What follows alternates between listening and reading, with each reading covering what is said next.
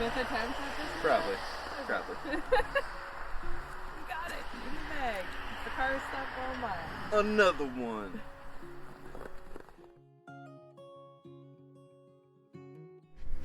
Well, hi, I'm Jess. And I'm Jason, and this is Panda. And we're Pickett Fresh Farm. We're rebuilding our family homestead here in Upper Michigan. So today we want to talk about keeping chickens in a cold climate. So where we live, we have heavy snowfalls here and frigid temperatures. We have just an overall very long winter. So chickens were the first animal we brought back to our farm here. We've had chickens for about 4 years now, so we've got a few winters under our belt. So we want to talk to you a little bit about what it means to keep a flock of laying hens in this environment, because this is where we live, and tell you a little bit about what we do to keep our birds healthy and safe through these, cold times lately. We've got 2 weeks of just really cold temperatures now, and our birds are doing well. So how do you choose a chicken? For us, a lot of it is when we choose a breed type, it has to do a lot with their comb and whether they're cold hardy or not. So here you can see Panda. She has this fluff on top, so you can't really see her comb. She's a Polish, right? That's her breed name? Yeah, she's a Polish chicken. Sometimes in the colder weather, chickens that have large combs, they tend to get frostbite. So we just try to select chickens that make sense for us. We've had chickens with large combs in the past, and you can have them, and there's tricks you can use, like putting Vaseline on them, but just honestly, we don't have enough time to go out there and make sure that every single chicken has Vaseline on their combs when it's minus 6 degrees is what it's been lately outside. So, we just learned over the years just to get ones that don't have large combs. Right. What do you say, Panda? Thank you for modeling for us. So some people think or ask us if our chickens will go out in the snow. I've heard a lot of people say their chickens will not go out in the snow. And clearly we have a lot of it, and we have it for a long time. Right.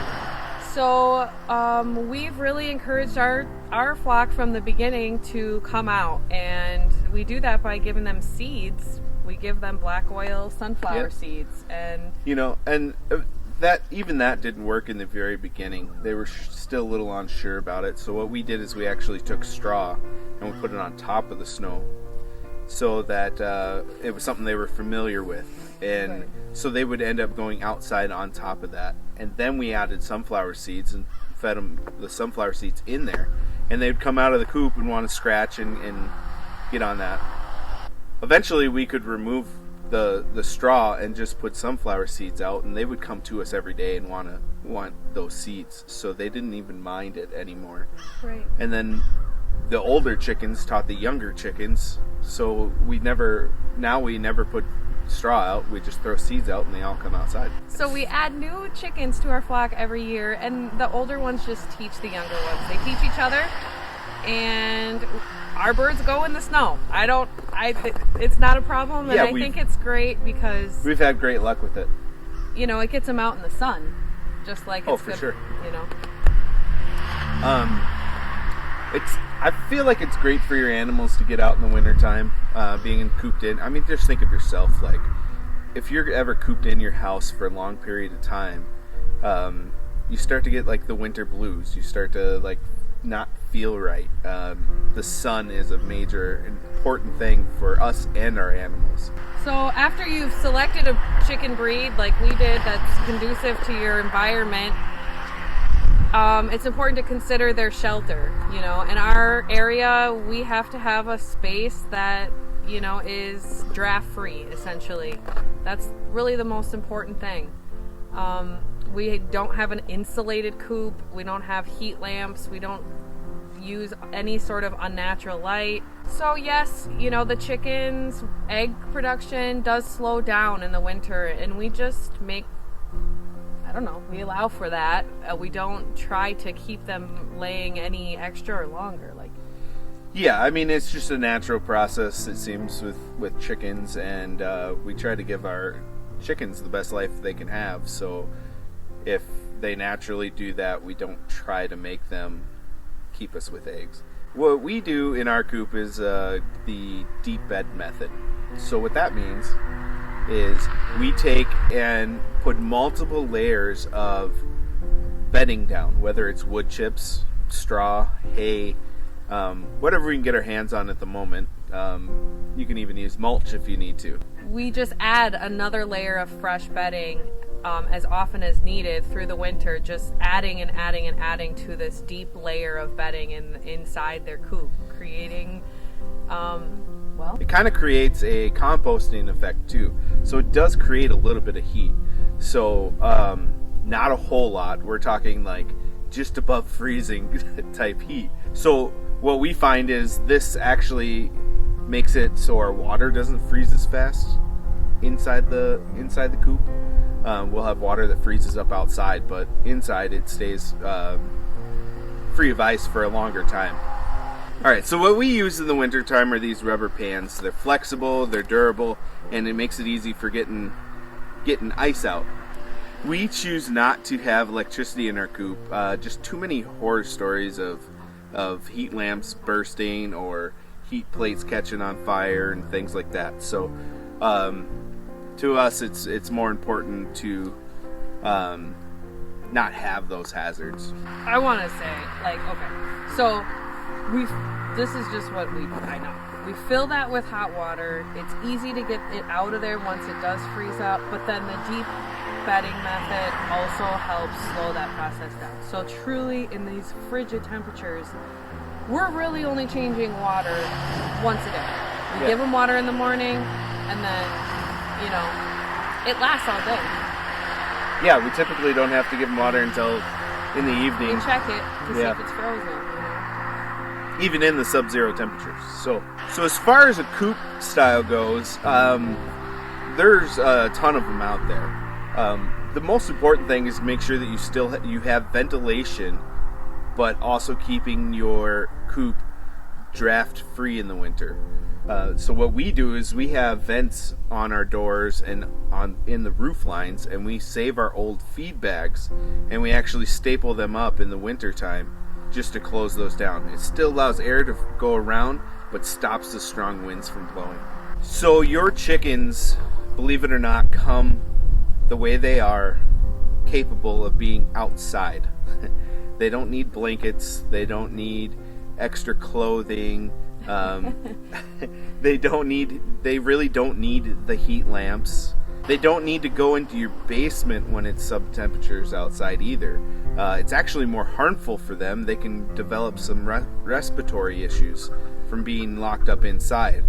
So, best place for them is to be outside in their coop. If you want to close your coop up for a couple days while cold temperatures come through, that's great. You just got to make sure that they have extra bedding and everything's fine in there.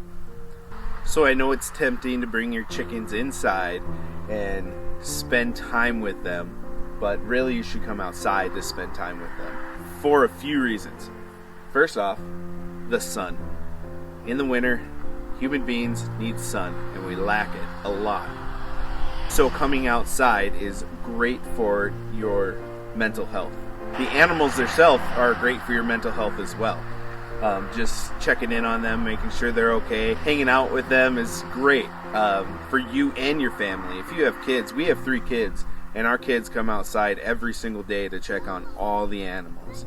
They love it. It keeps them happy. It keeps them outside and healthy. Yeah, I mean, whether you're in the city and you have a few chickens in the backyard, or you have a farm, whatever it is, I think it's that lifestyle that you're choosing, You are choosing to take on something that's going to require you to go outside every day. And that is a choice that, I mean, it's not always easy. No, we don't usually like to. But once you're out there, you know, and you get used to it. You get used to it. So if you're on the fence about getting chickens because you live up like we do in frigid temperatures, I would encourage you to do some research. Research breeds, research your coops, and find chicken friends. I guarantee there's somebody in your area that is doing this already and can help you out.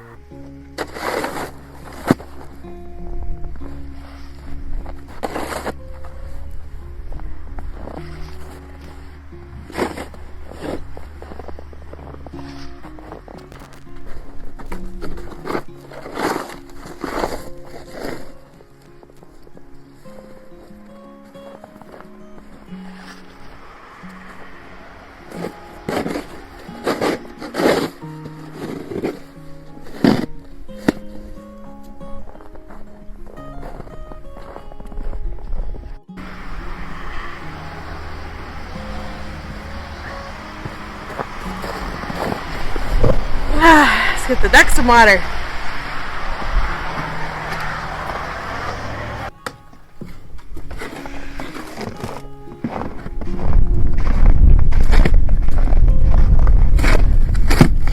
How much did we get? I don't know, it looks like 6 inches.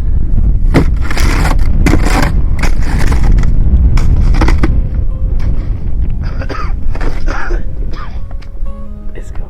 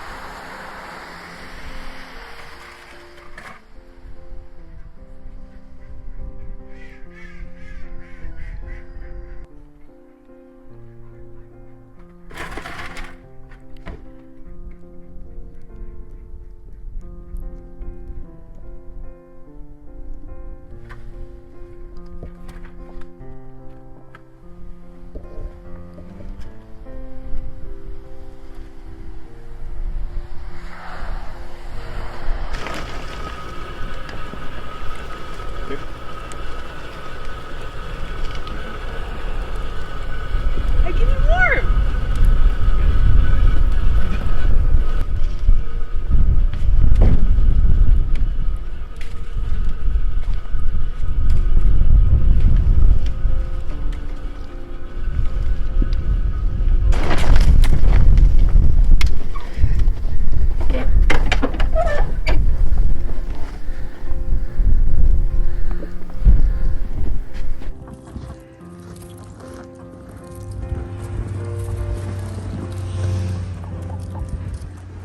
Hey friends, it's Jason here.